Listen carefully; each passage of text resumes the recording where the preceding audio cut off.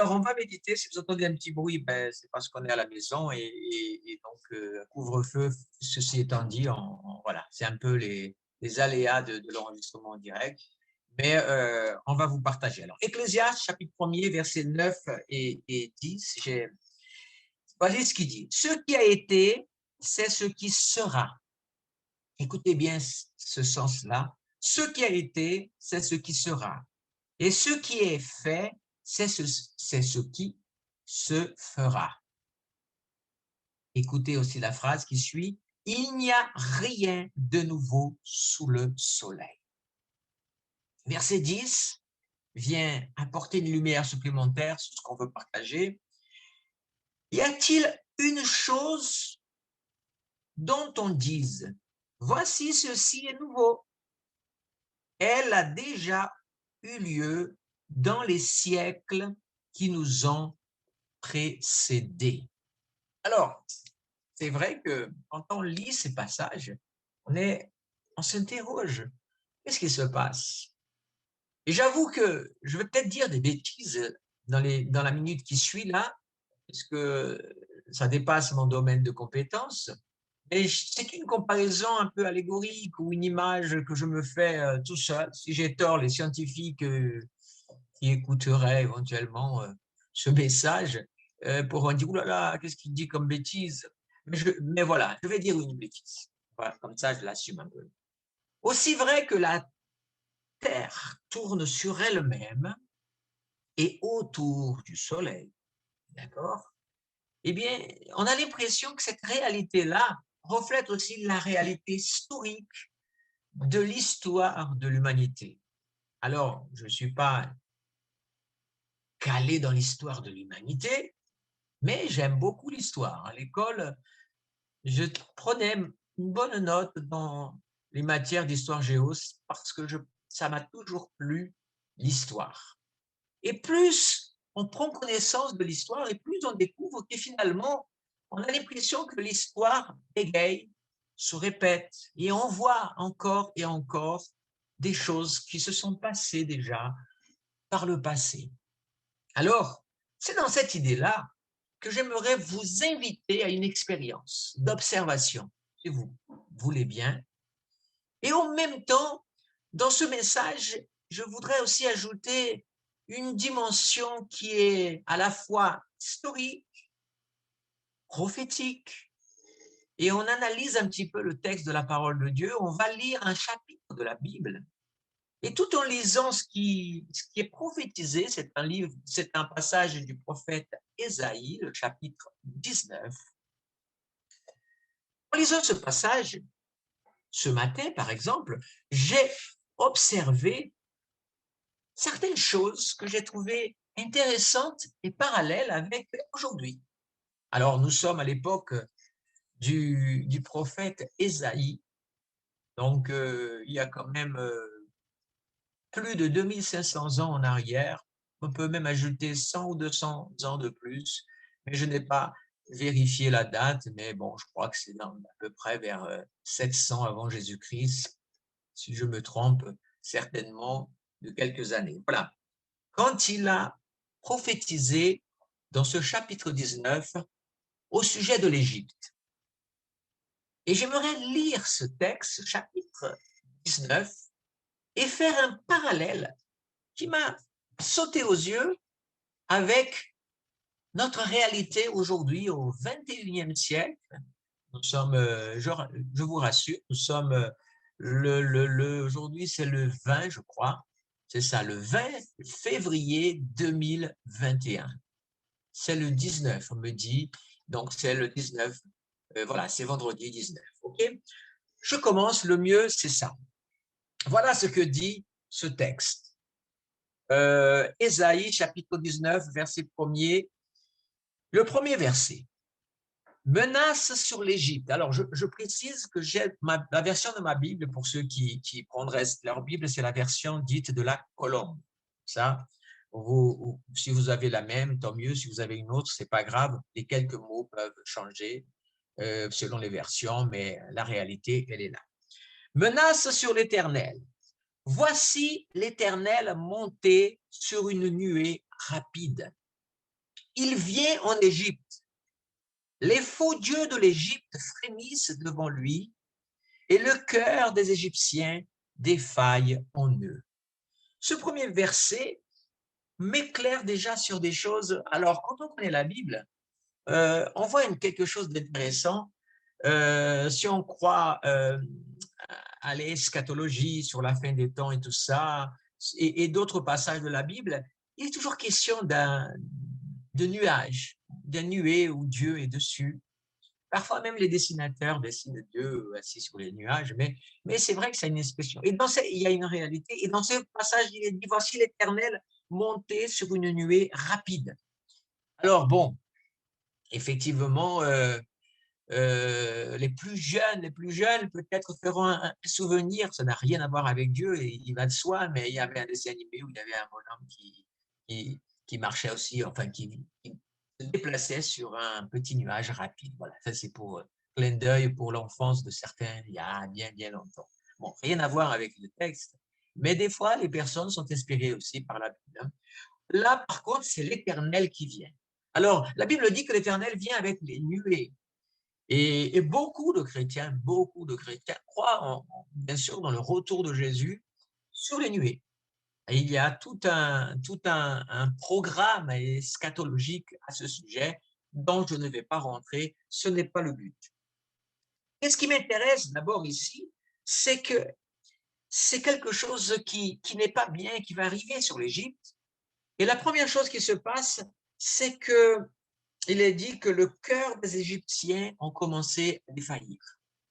Première leçon que j'apprends rien que dans ce premier verset, c'est que quand quelque chose de mauvais nous arrive, ou arrive à un pays, ou en l'occurrence au monde, le premier sentiment que nous avons généralement, c'est la peur. La peur est un sentiment particulier. Et c'est vrai, si nous entendons qu'un avion malheureusement est tombé, si on doit prendre l'avion dans les jours qui suivent, il y a un pincement dans le cœur, il y a un souvenir, vous voyez, il y a plein de choses comme ça.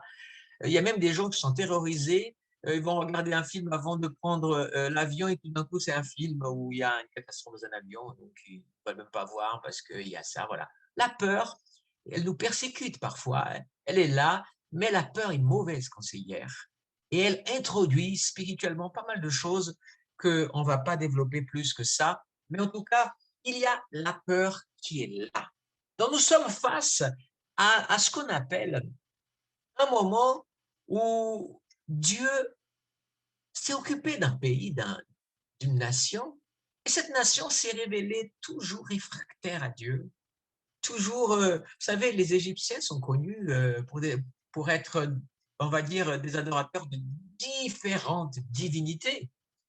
Quand il y a eu les 10 commandements, chaque plaie que Dieu a frappé l'Égypte, elle représentait un dieu égyptien qui était vaincu et Dieu montrait que tout cela était des faux dieux, qu'il n'y a qu'un seul Dieu dans l'univers, et ce Dieu règne. Et de temps en temps, il se manifeste aux hommes pour montrer aux hommes qu'ils ont été créés par lui, qu'ils sont aimés par lui, mais comme un père, il tient à rappeler aussi qu'il aimerait tellement que cette création le reconnaisse et le découvre davantage. Qu'a-t-il à voir avec notre réalité? La peur, pour l'instant. Gardez ça dans un coin. Je vais lire maintenant le verset 2 et le verset 3. J'aimerais, alors, j'armerai l'Égyptien contre l'Égyptien, et l'on se battra chacun contre son frère, chacun contre son ami, ville contre ville, royaume contre royaume. Ici, je découvre dans le verset 2 qu'après la peur vient quelque chose qui existe aussi, c'est le désordre. Et le plus grand des désordres, c'est quand on est divisé. Ici, vous voyez, il y a quelque chose qui se passe où les gens, ils sont pris d'une peur. Il y a un malheur qui leur arrive. On ne sait pas trop encore c'est quoi le malheur là, mais en tout cas, un malheur leur arrive et ils ont peur. Et parce qu'ils ont peur, chacun devient individualiste, égoïste, chacun pour soi. Et dans la même nation, font la guerre les uns les autres, ils sont divisés, ils ne sont pas d'accord. Et j'aimerais ouvrir une parenthèse et dire que la division est le début de la fin de beaucoup de choses. Alors, j'ai mis ici une annotation dans ma feuille et j'ai mis quelques listes ici où qu'on commence la division. J'aimerais parler à chacun d'entre vous en disant, voilà, dans votre foyer, par exemple, hein, c'est jamais, dans votre foyer, si jamais, je commence par le couple, si dans votre couple, vous commencez à avoir de la division, qu'il y a des disputes entre les couples, ça existe toujours. Mais quand ça commence à être divisé, chacun de son côté, chacun mène sa vie sans que l'autre participe et que vraiment, voire même pire, l'étape suivante, on dort séparément, faites attention. Je tiens quand même à souligner, même si une partie de ce message peut paraître un petit peu obscure sur cette analyse, j'aimerais quand même vous dire que dans le chemin de l'humanité, dans le chemin de la vie de chaque personne, nous gardons complètement la liberté de choisir. Nous ne sommes pas obligés de prendre un chemin et de commencer à voir que ce chemin devient un chemin de malheur et de rester dans ce chemin. Libre à nous de dire ça, faisons quelque chose pour changer de voie. Donc j'ai envie de dire aux couples, j'ai envie de dire aux familles, j'ai envie de dire même quand les familles sont divisées, c'est pas bon. Prenez un gouvernement qui, si jamais il est divisé lui-même et que chacun tire de son côté, ce gouvernement est en danger. On peut parler aussi de cette réalité pour n'importe quelle nation, mais regardons à nous-mêmes, l'Église elle-même. Quand une Église est divisée, c'est jamais bon pour cette Église. Donc, dans le pays d'Égypte, il y a la division égyptien contre égyptien. C'est pas, non, il y a une division et on voit que comme personne ne prend la décision de se dire, oh là, il y a quelque chose qui ne va pas, il faut qu'on arrête de se faire la guerre les uns et les autres. Non, ça continue la division. Chacun veut avoir raison de ce côté. Chacun reste dans sa position. Généralement, la phase suivante est encore pire. Nous devons donc quelques signes déjà. Quand vous commencez à avoir peur de quelque chose qui vous traumatise, qui vous fait du mal, ne restez pas dans votre peur, ne laissez pas la peur persévérer dans votre vie des années. Cherchez de l'aide. Cherchez de l'aide auprès de Dieu, auprès de personnes qui pourraient vous aider, mais ne vivez pas sous le règne de la peur. Si vous vivez des situations où il y a de la division, il y a des conflits, cherchez de l'aide. Prenez la décision, allez avant que ça aille plus loin. Le verset 3, il est dit, « Le courage de l'Égypte disparaît du milieu d'elle et j'anéantirai son conseil. » Alors là, on rentre encore dans une autre phase. La suite de ce verset dit, « On consultera les faux dieux et les augures, les nécromanciens et les divins. » Les devins, pardon. Voilà, qu'est-ce qui se passe? Quand la peur s'installe, eh bien, forcément, le courage disparaît. Mais va plus loin, l'intelligence aussi disparaît. Qu'est-ce que ça veut dire? Ça veut dire que nos attitudes deviennent des attitudes absurdes. Alors, je vous rappelle qu'en lisant ce passage, je vous invite à réfléchir à un an de notre vie en France, ou 1 an et demi, si vous préférez, si on élargit au monde. Comment, et voir que toutes ces choses, on le voit devant nos yeux de la même façon. On a commencé, quand on a commencé à voir ce qui se passait, bien sûr, nos cœurs ont eu peur, mais qu'est-ce qui se passe? Et il y a eu la crainte, il y a eu la peur. Et puis, il y a aussi les divisions qui se sont installées. Chacun y allait de sa théorie. Nous avons vu dans les journaux télévisés comment les débats, les divisions, les gens intelligents sont venus, chacun a apporté sa connaissance. Des clans se sont formés, des groupes se sont formés, des gens aussi qui ne comprenant pas ce qui se passait s'attaquaient mutuellement dans la même nation.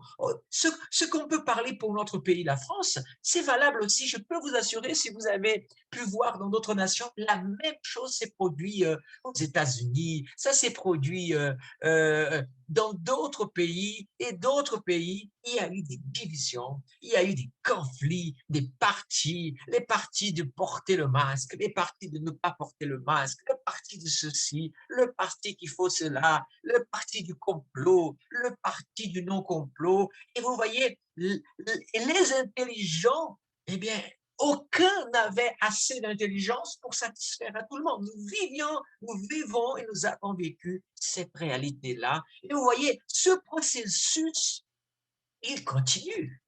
On va voir que toutes ces choses amènent à un autre désordre.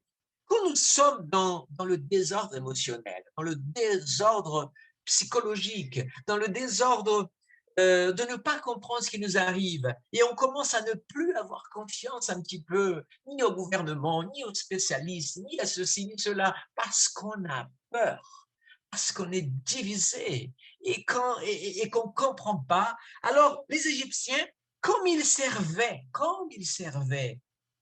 des dizaines et des dizaines de dieux, donc ils se sont tournés vers des dieux pour chercher des solutions. Et nous aussi, si vous regardez l'être humain, c'est pareil. Si quelqu'un est athée, eh bien, il a tendance à se dire, même la preuve que tu n'existes pas. Et je suis encore plus athée que ça. Si quelqu'un croit à une entité, va la prier et demander, d'autres vont voir des marabouts, des sorciers et je ne sais pas quoi. C'est ce que les Égyptiens ont fait. Ils sont à consulter des augures, la Bible appelle des faux dieux, des nécromanciens, des gens qui invoquent les morts. Ils sont allés chercher des gens qui font de la magie et d'autres. Pourquoi sont-ils allés faire ça? Parce qu'il y a le désespoir, il y a la peur, parce qu'on veut des réponses, parce qu'on ne comprend pas. Et le problème, c'est qu'en fait, on s'enfonce davantage. On s'enfonce davantage parce que qui, jusqu'à présent, a su dire vraiment ce qui nous arrive? Qui? Soyons honnêtes. Nous vivons dans un monde de confusion. Plus je médite la Bible, plus je vois combien nous sommes dans la confusion. La confusion, elle existe dans le milieu chrétien aussi.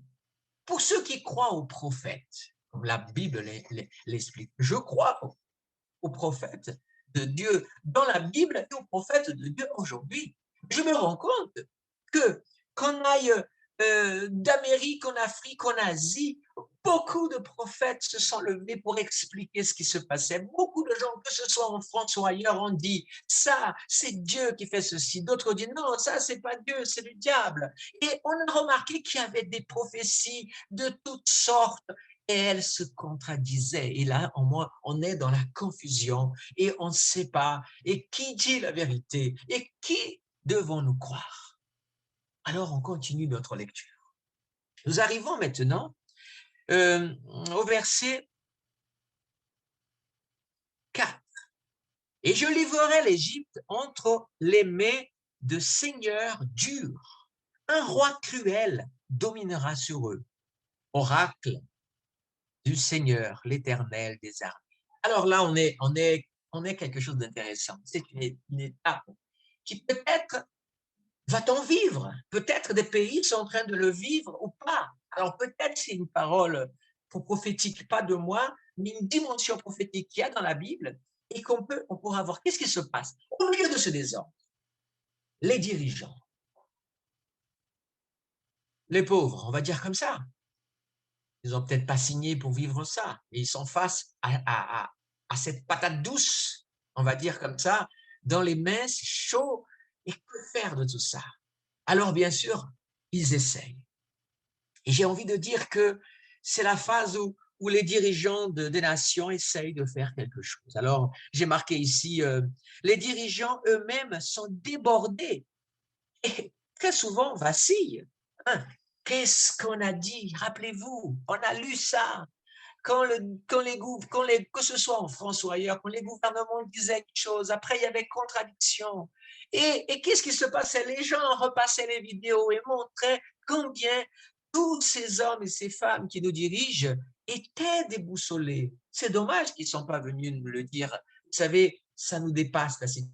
situation, on fait de notre mieux, on essaye de vous aider, on va faire notre possible, mais on reconnaît, non. Ils ont essayé, bien sûr, de garder une bonne posture et peut-être c'est rassurant aussi, quelque part. De toute façon, vous savez, s'ils avaient montré de la faiblesse, on serait tombé dessus. S'ils avaient montré une force, mais s'ils se trompent, on leur tombe dessus. Donc, franchement, c'est compliqué. Mais ça s'arrête pas là. Donc, on voit bien qu'il y a quelque chose qui se passe. Et les dirigeants sont forcément, parce qu'on ne comprend pas toutes ces choses. Et donc, les dirigeants sont là, ils vacillent, ils font des choix qui sont parfois peu populaires.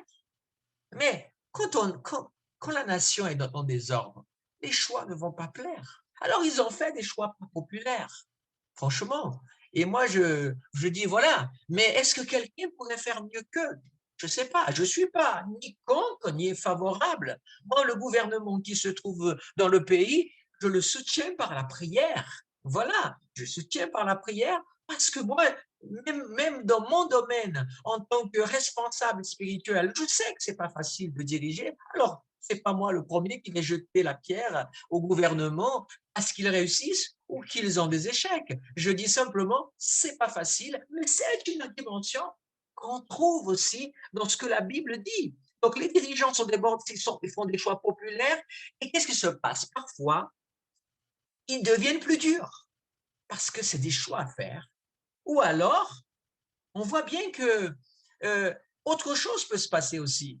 Peut-être qu'à ce moment-là, malheureusement, une élection passe par là et les gens disent, vous savez quoi, celui-là, on ne veut pas, et puis alors on va changer. Et on voit, hein, il y a des pays où il y a eu déjà un changement. Je ne sais pas si ça apporte un mieux ou pas, qui vivra verra. Mais en tout cas, on change. En tout cas, très souvent, face à un désordre comme ça, la tendance des gouvernements, c'est pas de devenir guimauve, c'est peut-être d'être encore plus dur, même si la population et le peuple n'aiment pas ça, mais qui aime ça?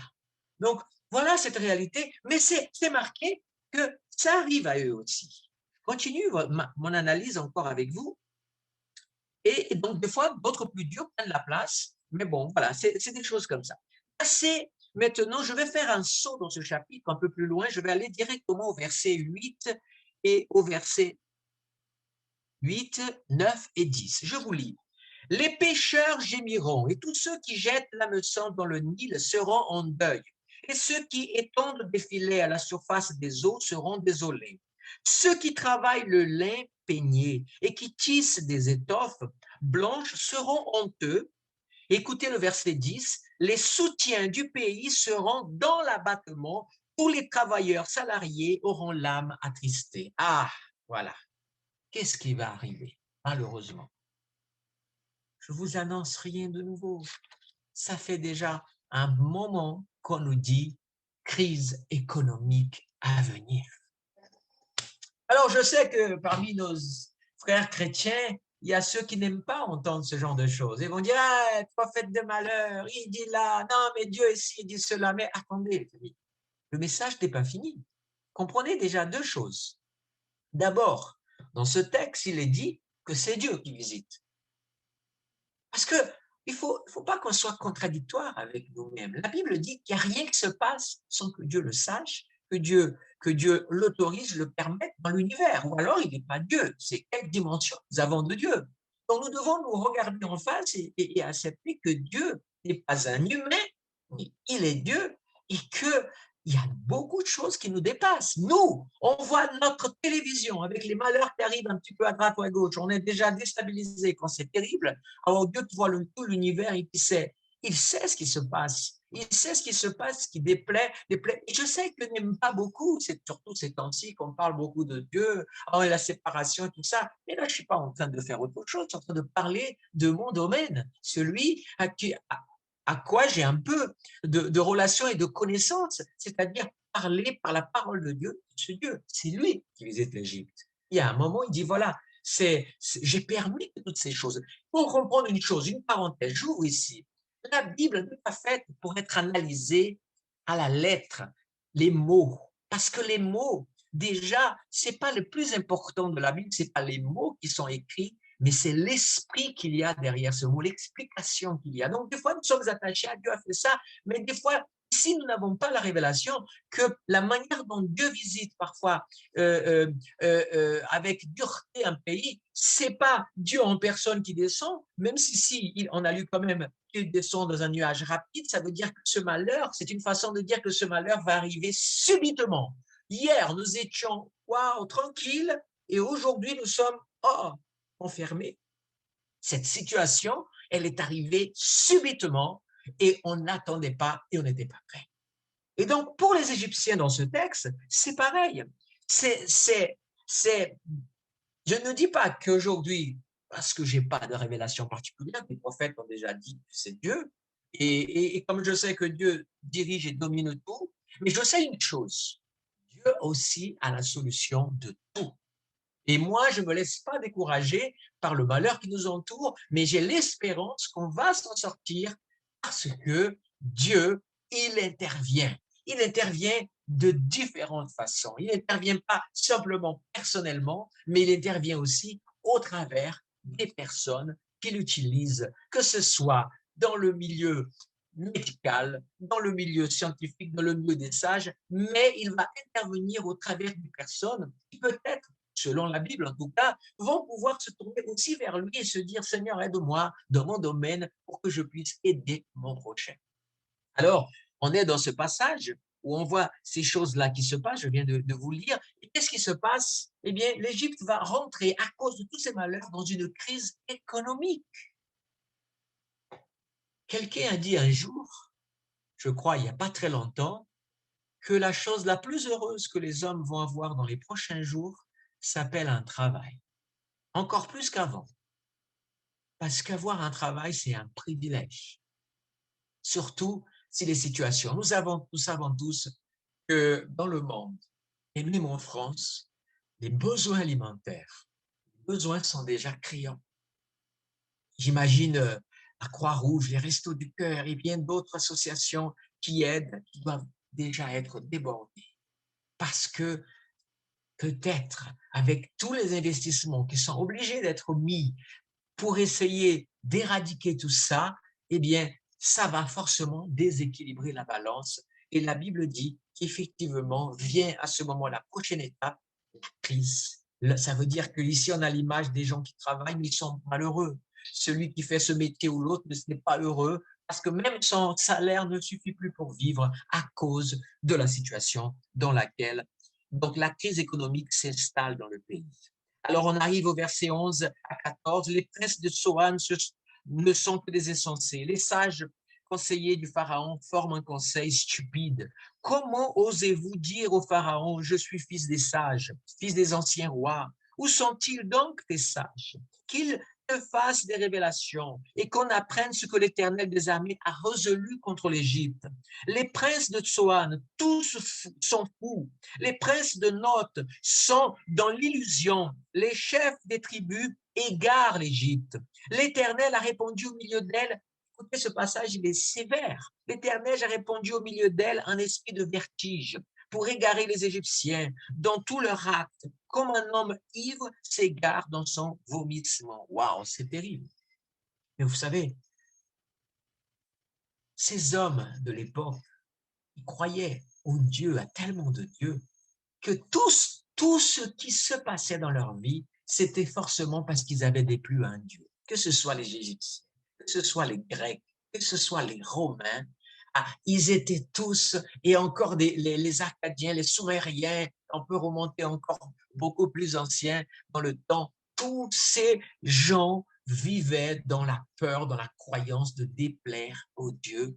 Et plus quand le malheur arrivait, ils disaient on a dû faire quelque chose. Donc, ils vivaient dans ce désordre. Donc, c'est ni plus ni moins la même réalité qu'il y a pour ce peuple d'Égypte. Les sages n'arrivent pas. Les sages n'arrivent pas. Les conseillers n'arrivent pas. On entend tellement de choses et on voit bien dans quelle période nous sommes de désordre. Je continue la lecture parce que le temps passe vite. Je ne veux pas être trop long non plus. Verset 19. Je vais au verset 19 direct jusqu'au 22. Ce jour-là, il y aura un autel à l'Éternel au milieu du pays d'Égypte. Et après la frontière, un monument à l'Éternel. Ce sera pour l'Éternel des armées un signe, un témoignage dans le pays d'Égypte. quand ils crieront à l'Éternel à cause des oppresseurs, et qu'il leur enverra un sauveur et prendra leur parti pour les délivrer. Écoutez bien ce passage. L'Éternel sera connu des Égyptiens, et les Égyptiens connaîtront l'Éternel en ce jour-là. Ils rendront un culte avec des sacrifices, des offrandes. Ils feront des vœux à l'Éternel et les accompliront. Ainsi l'Éternel frappera les Égyptiens, il frappera, mais guérira. Et ils se convertiront à l'Éternel, ils se laisseront fléchir et les guérira. Arrivera aussi, et je m'en voudrais beaucoup si je devais lire un passage où il n'y a que malheur. Non, je voudrais aussi dire que là où le malheur s'installe, eh bien maintenant, il y a la place pour le rétablissement du malheur. Et Dieu est un Dieu de rétablissement. Et donc, le temps du rétablissement arrivera, je vous le dis, selon la parole de Dieu. Il y aura aussi le temps du rétablissement. Que cherche Dieu?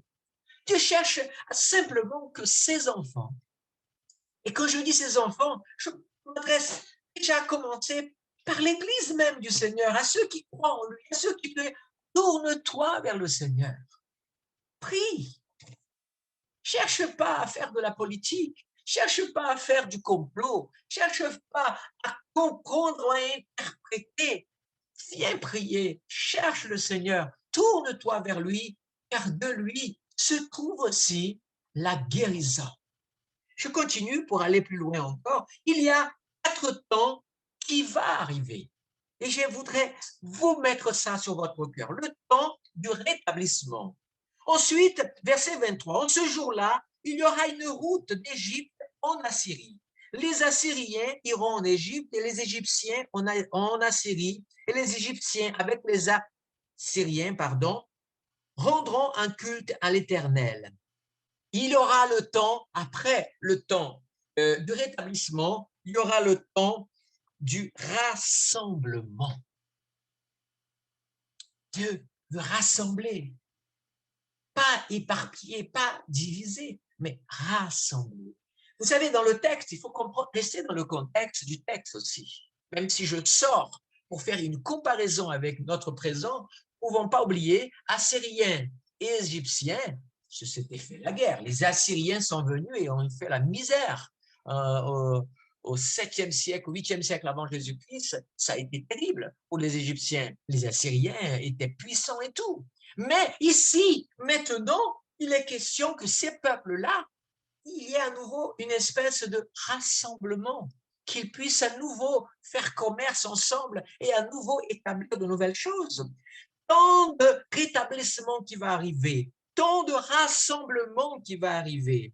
Verset 24, « Et en ce jour-là, Israël sera un troisième avec l'Égypte et la Syrie à être une bénédiction par toute la terre. » Moi, j'ai appelé ça temps de réconciliation qui va arriver aussi. Rappelez-vous, il y avait un temps de division, maintenant, c'est un temps de réconciliation. Pourquoi? Que vient faire Israël ici? Parce que c'est pareil, ces peuples-là d'Orient, ils ne s'appréciaient pas, ils se prenaient chacun la terre des autres, se faisaient la guerre, se prenaient le village, tuaient. C'est toute une histoire incroyable du Moyen-Orient et tout ça. Mais là, une parole prophétique qui peut aller loin, mais qui reflète une réalité, qu'il y aura une alliance de 3, de peuples qui se détestaient et qui tout d'un coup, face au malheur, ces gens tout d'un coup comprennent que l'union fait la force, qu'à un moment donné, chercher Dieu, se réconcilier, se repentir de ses péchés et s'unir à son prochain. Je crois que l'humanité, dans l'épreuve, peut-être au début, elle commence par se diviser, mais quand le malheur persiste, vient un sentiment que Dieu a mis dans notre cœur et nous espérons, un sentiment de solidarité, un sentiment d'amour, un sentiment de dire je vais aider mon prochain. Et puis peu importe de quelle nationalité il est, peu importe de quelle croyance il a, mais on a besoin d'aider parce que là, il a besoin de mon aide. Donc, un temps, bien sûr, de rassemblement, de rétablissement, de rassemblement, de réconciliation. Si tu es en querelle, si tu es en conflit, si tu es en guerre avec les gens, avec ton voisin, avec tes amis, réconcilie-toi. Tellement de gens sont partis pendant cette année. On a perdu des êtres chers. Et franchement, ce serait quand même dommage de perdre des êtres chers en étant en conflit avec eux. Réconcilie-toi, demande pardon, parce que derrière ça, il y a le dernier point, verset 25, que l'Éternel des armées bénira en disant, béni soit l'Égypte mon peuple, la Syrie, œuvre de mes mains, Israël mon héritage. Viendra à nouveau le temps des bénédictions. Alléluia. J'aimerais qu'on garde ça. Mais j'aimerais vraiment, je vais pas prolonger trop longtemps encore, je vais arriver à ma conclusion. J'ai trouvé ça extraordinaire. Ce chapitre 19 nous montre un parcours qui est arrivé dans le passé à l'Égypte et j'ai trouvé très ressemblant, toute ressemblance bien sûr proportionnelle à des réalités, mais quand même ressemblance. Et moi, je veux m'attacher à la fin de ce passage. Dieu est un Dieu de grâce et de miséricorde. Moi, je crois que Dieu interviendra. Je crois que le Seigneur a le désir d'intervenir. Je crois que chacun a son rôle. Le gouvernement fait son rôle de son mieux, qu'il le fasse. Et nous prions. Nous ne voulons pas être en opposition, nous voulons être tout simplement par la prière. C'est notre rôle. Oh, nous ne sommes pas un problème, vous savez. Nous ne sommes pas un problème pour le gouvernement. Nous sommes un peuple de paix et nous aimons nos autorités, comme dit la parole de Dieu, parce que nous désirons leur bonheur. Mais nous aimerions aussi qu'elles désirent le nôtre aussi. Que la Bible dit que leur bonheur, le nôtre peut dépendre aussi parce qu'ils ont une autorité sur nous qui vivons aussi dans le même pays et dans les villes. Donc, nous les aimons et nous voulons vraiment. Quand je parle gouvernement, je parle gouvernement présent.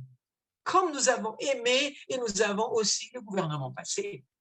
En tout cas, ni gauche ni droite, on est ici pour soutenir parce que nous aimons notre pays, notre nation. Alors je proclame sur notre pays la bénédiction de Dieu que revienne, que les gens puissent être rétablis dans leurs blessures, dans tout leur malheur qui leur arrive, que les gens puissent se rassembler, pas pour briser les vitres, pas pour faire du désordre. Si vraiment les manifestations, les désordres, toutes ces choses, attention, je peux comprendre le désarroi de beaucoup de monde, mais remarquez, l'histoire nous a montré qu'on n'a jamais vraiment réussi à régler le problème. On a simplement poussé d'un moment et ça reste. Donc, il faut rester vigilant, mais il faut rester prudent, casser le travail des autres, casser le travail des personnes qui vivent une vie pour construire un commerce et une manifestation et vient et il casse tout. Franchement, c'est pas juste non plus, reconnaissons-le. Donc, je proclame au nom de Jésus qu'il vient le temps du rétablissement, le temps d'un rassemblement de paix, de grâce, un temps où les gens peuvent se réconcilier, on ne soit plus en train de se regarder avec cette colère qui nous divise, mais qu'on laisse l'amour de Dieu réconcilier les cœurs. Et je crois que quand ces choses arrivent, Dieu amène à nouveau la bénédiction sur le pays. C'est le vœu de mon cœur. C'est le vœu de mon cœur. Au-delà d'interprétations eschatologiques, bibliques, de bord, de quelle église il est là, le prédicateur. Ah ben oui, il pense comme ça. Franchement, il y a longtemps que je ne suis pas prisonnier de ça. Je prêche, je suis prisonnier de Christ. Je prêche Christ et je prêche cette grâce de Dieu. Je crois que nous vivons des temps difficiles, qu'il y a beaucoup de souffrances, mais je crois à un Dieu qui étend sa main de miséricorde, mais que l'Église doit prendre sa responsabilité. Quand je dis l'Église, peu importe lequel bord d'église vous êtes, mais pliez le genou devant Dieu. Priez le Seigneur. Demandons pardon pour nos pères. Demandons pardon pour toutes les choses ignobles qui se passent dans ce monde et qui ne plaisent pas à Dieu. Quand vous ne ferez pas une liste, vous allez pleurer. C'est la liste des choses ignobles. Mais il y a tellement d'injustice, de violence et de choses abominables aux yeux de Dieu et qui ne plaît pas à Dieu. Et peut-être Dieu est en train d'attirer l'attention. Mes enfants, revenez à moi. Je veux vous bénir. Je ne peux pas vous laisser vivre dans un désordre pareil et vous détruire. Et avant, quand ce n'est pas la guerre, maintenant c'est autre chose. Je crois à la bénédiction de Dieu qui arrivera. Voilà le message que j'ai envie de partager aujourd'hui. J'espère que vous n'allez pas mal m'interpréter dans mes mots. Ne me jugez pas aux mots, mais comprenez dans mon cœur ce que j'essaye de partager avec vous à mon humble niveau, afin que Dieu bénisse vos vies, que Dieu restaure les âmes, que Dieu restaure les vies. Et quant à l'Église, prions, c'est notre bataille, c'est notre arme, Église. Notre arme, c'est la prière et l'intercession et le jeûne aussi. Faisons-le ensemble au nom précieux de notre Seigneur Jésus-Christ. Que Dieu vous bénisse. Merci d'avoir entendu ce message. Alléluia.